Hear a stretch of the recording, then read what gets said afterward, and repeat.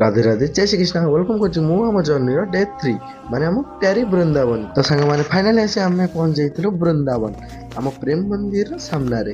ପ୍ରେମ ମନ୍ଦିରର ସାମ୍ନା ପଟେ ଏତେ ମାତ୍ରାରେ ଭିଡ଼ ଥିଲା ଯେ କହିଲେ ନ ସରେ। ତ ସାଙ୍ଗମାନେ ଫାଇନାଲି ଏତେ ଖୋଜା ଖୋଜି ପରେ ଆମକୁ ଫାଇନାଲି ରୁମ୍ ମିଳିଯାଇଥିଲା। ରୁମ୍ ଯାଇ ଫ୍ରେଶ ହେଇ ଏବେ ବାହାରି ଆସିଥିଲୁ ଆମ ପ୍ରେମ ମନ୍ଦିର। ତ ସାଙ୍ଗମାନେ ଆମେ ଆଉ ଡେରି ନ କରି ଆମେ ଆସି ପହଞ୍ଚି ଯାଇଥିଲୁ ପ୍ରେମ ମନ୍ଦିରର ସାମ୍ନା ଗେଟ୍। ସାଙ୍ଗେ ସାଙ୍ଗେ ଆସି ଲାଇନରେ ଠିଆ ହେଇ ଆମେ ବାହାରି ଯାଇଥିଲୁ ପ୍ରଭୁଙ୍କର ଦର୍ଶନ ପାଇଁ। ଭାଇ ମାନେ ପ୍ରେମ ମନ୍ଦିରଟା ବାହାରୁ ଯେତିକି ପ୍ରଭୁ ଶ୍ରୀକୃଷ୍ଣ କାଳିଆ ନାଗ ଉପରେ କିଛି ନୃତ୍ୟ କରୁଥିବାର ଦୃଶ୍ୟ ଯେତେ ଭଲ ଲାଗୁଥିଲା ପ୍ରେମ ମନ୍ଦିରର ଲାଇଟ୍ କଲର ଚେଞ୍ଜିଂ।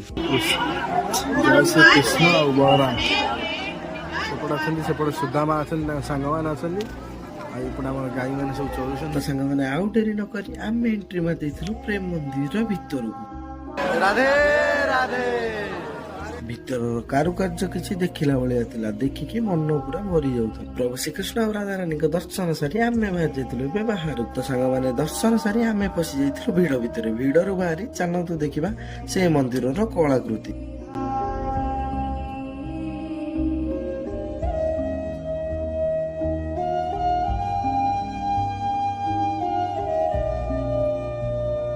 ପ୍ରେମ ମନ୍ଦିରର କଳାକୃତି ଏତେ ସୁନ୍ଦର ହେଇଥିଲା ଯେ ଛାଡିକି ଆସିବାକୁ ଇଚ୍ଛା ହଉନଥିଲା।